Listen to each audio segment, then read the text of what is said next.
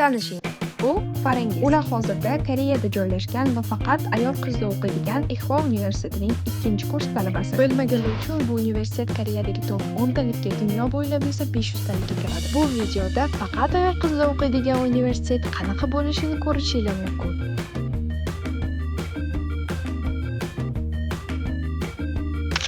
Assalomu alaykum. Farangiz, yaxshimisiz? Darsga ketyapmiz hozir, birinchi darsga. Farangiz, nima darsingiz bor hozir? International business, right? Law. Law o'qirgan falar. Bu sizlarga classroom. Yuha University'dagi mana. Shu yerda o'tirsam, professor meni ko'rmasmikan deb o'ylayapman. Вот. Ko'radi. Koreysmi professor? Koreys. Biz xullas yana bitta o'zbekcha topib oldik hozir. Ismlari Ziyoda ekan. Qayerdansiz? O'zbekiston qayerdansiz? Farg'ona Shila. Siz Toshkentdasiz. Jizzaxda tug'ilgansiz. Ziyoda nimaga ITga kelgansiz? Nimaga tanlaganman? Nimaga bu universitet? Chunki Baqirib gapiring, apa. yoshlar o'qiydigan eng zo'r universitet bu. Zo'r.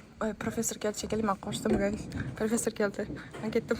Farangizni hozir ertalabki birinchi dars boshlandi va men darsda o'tirolmaganim uchun hozir o'zim kampusni atrofini aylanib turishga qaror qildim. Va menga mana shu kartalarni berdilar. Bilasizlar, bu yerdagi jamiki barcha anaqa nimalarga kirishga yordam beradi. Binolarga, masalan, kutubxona, yoshimga o'xshagan boshqa o'quv binolarga. Bu esa bizda Yo'xana eng mashhur joylardan biri hisoblanadi. Burada hozir turistlar boshqa anaqa aylanishga, ko'rishga kelgan odamlar juda ko'p ekan. Asosan shu bahorda va kuzda kampus chiroyli bo'lgani uchun shu yerda rasmga tushishga, ko'rishga kelishar ekan. Mana hozir ham turistlar yuribdi. Xullas aytganimdek, hozir sizlar bilan birgalikda aylanib chiqamiz. Va men bir kunga ida talabasiman. Yahoo! Ketdi. O'tib ketayotgan yerlarda ikkala bino orasida shunaqa chiroyli manzarani ko'rib o'tib ketasizlar-da. Shunaqa qilib kiramiz. Boya aytganimdek, men hozir Farangizni kartalarini ishlatib kiraman hamma joyga. Men bu binoning ichki tarafiga kirdim va hozirchalik shunday ko'rinishda ekan. Ma'lum bir etajlardan tashkil topgan. Necha etajli hali bila olmadim. Lekin aniq balandligi aniqda, xullas. Ko'ramiz. Ikkinchi taraf binoni bu joylari menga qiziqarliroq ko'rindi. Juda ham atmosferasi boshqacha ekan. Va bu yerda Samsung Hall bor ekan. Nimaga aynan Samsung Hall bilmadim, xullas bor ekan. Hozir ko'rib chiqamiz. Balki pastga tushishga harakat qilarmiz. Bu IDning kampusi va ko'rib turganingizdek kuzda juda ham chiroyli bo'lib turibdi.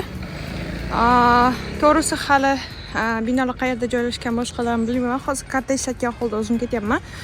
Demak, hozir borayotgan joyim IDni kutubxonasi. O'sha yerga borib ko'ramiz. Birgalikda. Daraxtlarni qaraydi. O'sa bir anaqa qari daraxtlar. Menga shu narsa ko'proq yoqadi. Koreya universitetlarida asosan shu o'rmonlar bo'ladi, mana bunaqa.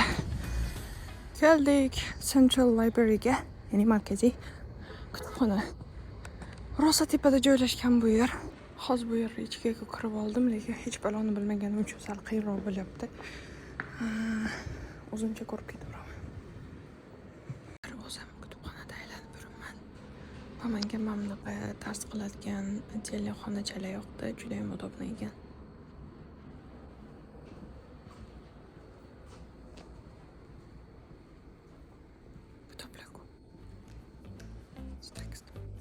Kutubxonadan chiqdim va kutubxona unchalik katta emas, lekin juda ham bir ajoyib tuzilgan deb o'ylayman. 5 qavatdan iborat ekan. Asosan shu anaqa, nima deydi, 5 etajda ham kitoblarni ko'rdim.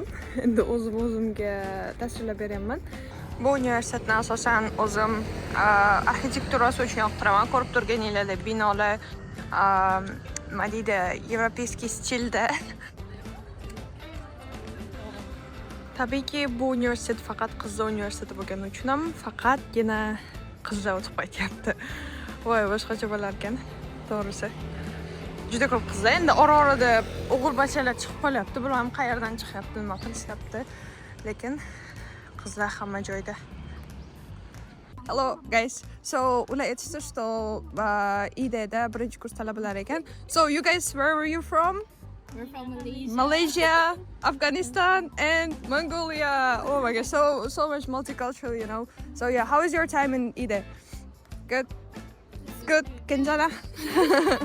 Good. Okay, thank you. Nice to meet you all here. So yeah.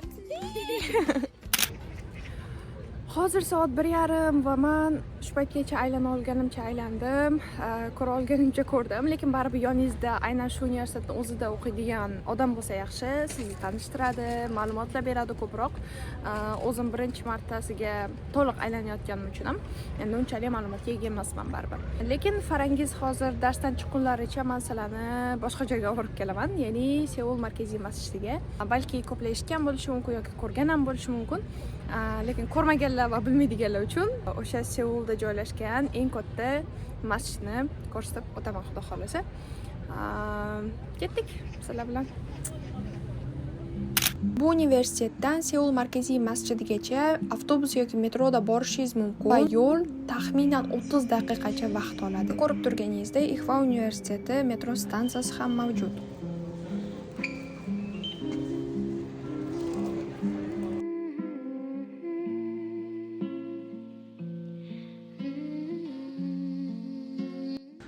Masjidni bu olgi tarafi bo'lsa, ya'ni oldi, yonboshida ayollarga bo'lak qilib o'zlariga namozxona ajratib qo'yishgan. Bemalol kirib namoz o'qishadi va u tarafida anaqa vuduxona bor, ya'ni tahorat olishga mo'ljallangan xonalari. Xolos. Bizda qizimiz darslardan chiqdilar, 3 ta darsni o'zim o'qib chiqdilar. Bu bilan avtobus ekan. Avtobus kichkina ekan-a? Kattaroqlari bormi deb ketaymi? Yo, zo'r ekan. Zo'r. Qayergacha olib chiqadi bu? Dormitorygacha. Ya'ni hozir sizlar bilan yotoqxonaga borar ekanmiz. Mana bo'lamiz. Qo'ttalikda ekan.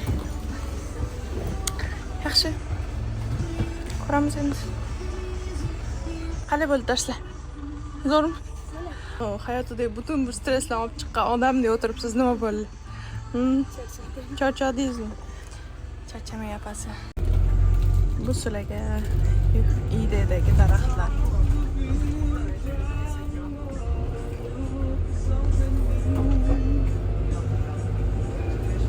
Farangiz bizga qayerda tanishtirib bermoqchilar?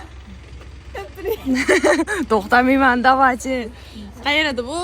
Bu dormitory. Dormitory, ya'ni yotoqxona, IDning yotoqxonasi. Bu birinchi kursdan dormitorysi asosan va scholarship bitganlarga to'dan dorm beradi. Hamma scholarship bitganlar GPS, magistratura, tushunali. Aha. Yaxshi. O'shalar yashaydi bu yerda. Birinchi kursga kelishsa, ITga studentlar shu yerda yashashadi. Yashashligini tavsiya qilardim. Nega? Qulay variant. Yangi ham ekanda, anaqa. Juda ham. Xo'p, masalan, men kirdim deylik, IDga birinchi kursman. Qancha to'layman men masalan bir semestrga? Xonani turiga qarab farq qiladi. Ikki xili bor. Unit va non-unit. Unit bu kvartiraga o'xshash. Ya'ni o'z yashaysiz? Yo'q. Boshqalar bilan yashaysiz. Da, boshqalar bilan yashaysiz. Mana bu холодильник, общий anaqa stol, shunday bo'lishasiz boshqalar bilan. O'shalari arzonroq. Va xonada nechta odam turishiga qarab. 1tadan 4tagacha turish mumkin. Va eng arzoni shu unit va 4 ta odam bilan turish. Taxminan semestriga, ya'ni 4 oyga 1,200,000 won. Men hozir borgan universitetlarning orasida ana u yotoqxonasi eng anaqa zamonaviy va eng sifatli qurilgani nazarimda. Chunki ko'rinib turibdi-da qanaqaligi. 1 yilmi? Faqat asosan birinchi kurslarga beradi. Agar endi bizda ko'pchilik kuzda keladi. Kuzda kelsa faqat bir semestr yashay oladi, afsuski. Dormitory bermasligi mumkin. Agar bahorda kelsa 1 yil to'liq yashashadi. Agarda sizlar o'tayotdilar, bahorgi semestrga kelsanglar, 1 yil dormitoryda bemalol turishinglar mumkin. Undan keyin chiqib ketish majburiy ekan. Lekin kuzda kelsanglar, endi shu bitta semestr yashab qola olishinglar mumkin ekan dormitoryda. Lekin hozir o'zingiz anaqada turasiz, rent qilasiz. Kvartirada turasiz. Ha. Nima deb o'ylaysiz? Masalan, Koreyaga kelishdan oldin studentlar kvartiraga doir nimalarni bilish kerak? Chunki men hozirgi paytgacha universitetlar bilan vlog olgan bo'lsam, hammasida odamlar dormitoriyada yashagan, ya'ni o'quvchilar dormitoriyada yashagan. Shunga uy haqida ham ma'lumot berib o'ta olasizmi? Kvartirada eng muhimi depozit. Depozitda. Og'riqli nuqtasi. Koreyada depozit bor, guys. 1 milliondan boshlanadi. 1 milliondan boshlanadi. Seulda qimmat. Seulda qimmat. Oylik to'lovi ham 400 dan boshlanadi. 400 dan boshlanadi. 600, 700, 800 ketaveradi. Tushunarli. Yana bir marta aytib o'taman, Koreyaga kelgandan keyin sizlar agar uy ijaraga olmoqchi bo'lsanglar, depozit qo'yishinglar majburiy hisoblanadi. Shu eng qulay, agar universitet yotoqxona bersa, yotoqxonada yashash kerak. Boshida kelganda. Shuncha 4-kursda ishlab, pul yig'ib, kvartira chiqib ketsa bo'ladi. Tushunarli. Yoki-da arzonroq kvartira topganda chiqib ketish yaxshi. Endi topilsa, omadlari kelib qolsa, yoki-da boshqalar bilan bo'lishish imkoniyati bo'lsa, masalan, qizlar birga yashash imkoniyati bo'lsa, depozitlarni bo'lishib, uy narxlarini bo'lishib yashashsa, menimcha yaxshi bo'ladi. To'g'rimi? Ishonchli qizlar bo'lsa, o'shanga ehtiyot bo'linglar, xullas. O'zingizni qisqacha tanishtirib o'tsangiz? Assalomu alaykum hammaga. Ismim Farangiz. Eva Women's University'da 2-kurs talabasiman. Yo'nalishim International Studies. Va bu yerga IELTS 7 bilan kelganman. Nega aynan IDEni tanlagansiz?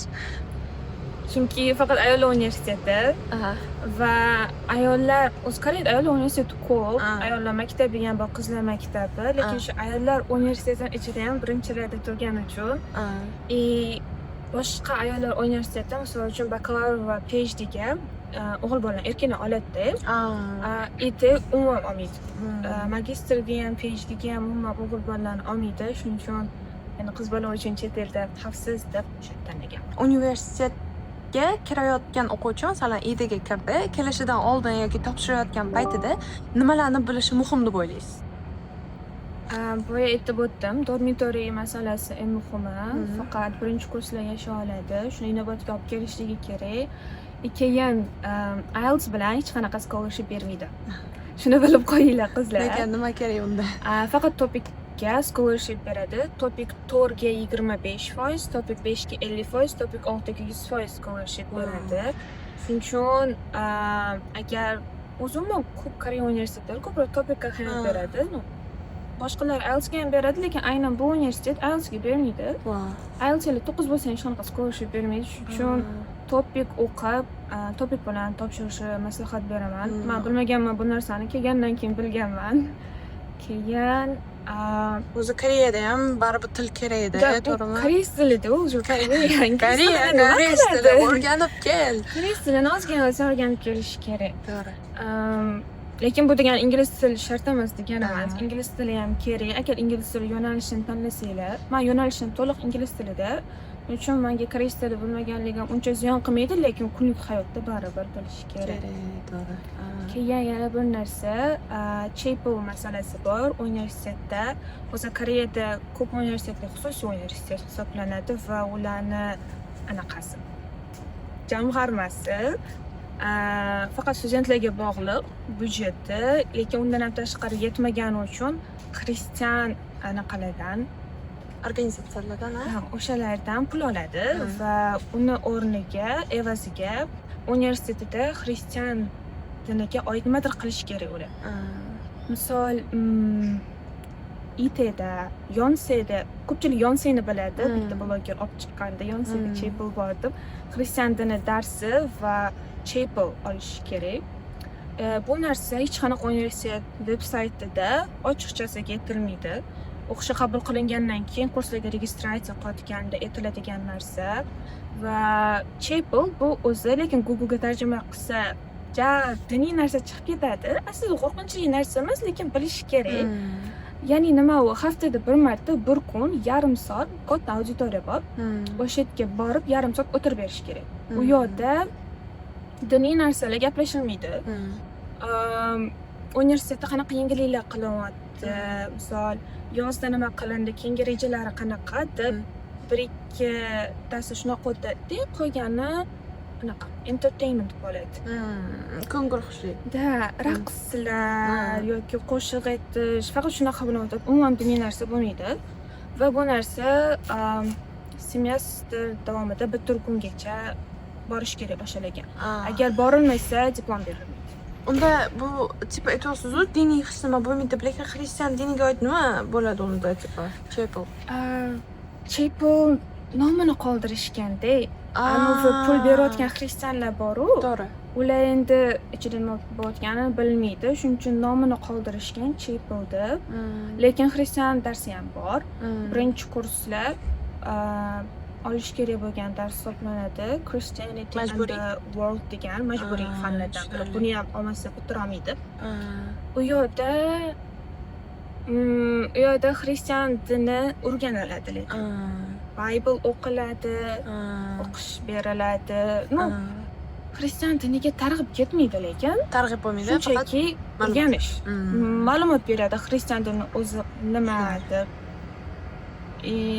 Asosan shu masalalar o'zim bilmaganman, bilganimdan keyin bilganman. Shuncha o'zqalar ham bilib qo'ysin. Keyin bu narsa nafaqat bu universitetda, men boshqasiga topshiraman deb o'ylashligi mumkin-da. Ko'p xususiy universitetlarda shu narsa bor. Xristian darsi, chapel. Agar bu narsani qilginglar kelmasa, national universitetlar bor. Koreyaning milliy universitetlari o'shalarga topshirish kerak. Unaqalarda yo'q, to'g'ri? Ularda yo'q, chunki u davlat tomonidan qoplanadi. Xususiy universitetlarda boshqa taraflama pul kelmagani uchun ular xristian. To'g'ri. Yana bitta savol bermoqchi edim. Ana scholarship olish uchun topik bilan kelinglar dedingiz-ku. Shunda sizga masalan kirganingizda universitetga scholarship berilganmi, ya'ni grant berilganmi? Berilmagan. Yana bitta masala bor. Kelganimdan keyin men topik olib, keyin scholarship olaman deb o'ylashligi mumkin, chunki ba'zi universitetlar beradi, lekin unga ham bermaydi. Keyin olsangiz ham bermaydi. Boshida admissionga topik bilan topshirish kerak. Shunda hozir IDni yillik kontrakti qancha bo'lyapti taxminan? Yillik kontrakt taxminan $7,000 ga bor. $7,000, ha.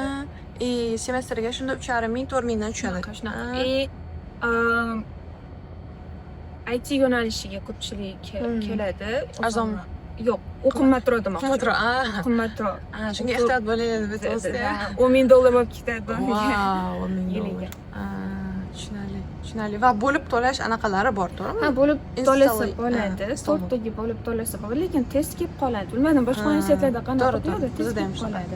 Bir narsani aytib o'tmoqchiman. Hech kim aytmaydi bu narsani. Lekin parangiz yetadi sizlarga. Tajribamdan kelib chiqib aytaman, Koreyaga umuman har qanaqa universitetga maslahat berardim, maktabni bitirib to'g'ri kelmaslikda. Ya'ni maktabni bitirib sразу universitetga topshirish shart emasda. Koreyada bizda misol nima 18 yosh nima yosh hisoblanadi? Voyaga yetish. Voyaga yetgan. Bu Koreyada 19 yosh hisoblanadi. Va maktab 19 yoshda bitirishadi. Sразу universitetga topshirishmaydi 20-21 yoshida. Endi birinchi kurs bo'ladi ko'pchilik. Mana hattoki kursdoshlarim bor, men bilan bir xil kelgan. Opalaringiz. Opalarim, lekin mendan kichkina. Oh, really? 2004 endi birinchi kurs. Ana. Shunga agar misol uydagilar vaziyatni tushunsa, shunaqa deb tushuntirsa, chunki bilasizmi, agar maktab bitirgandan keyin hali topshirmayman, ba'zi ota-onalar tushunmasan deyishi mumkin-da.